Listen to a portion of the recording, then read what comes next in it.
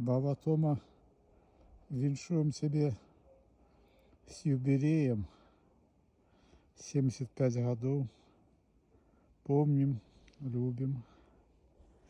Привезли тебе с Шарджи подарунок с Персидской затоки. Ракушки.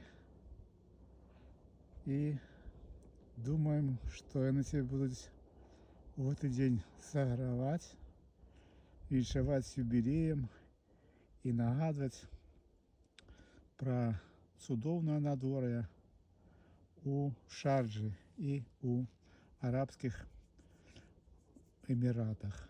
Яшчэ раз с именинами, усяго доброго.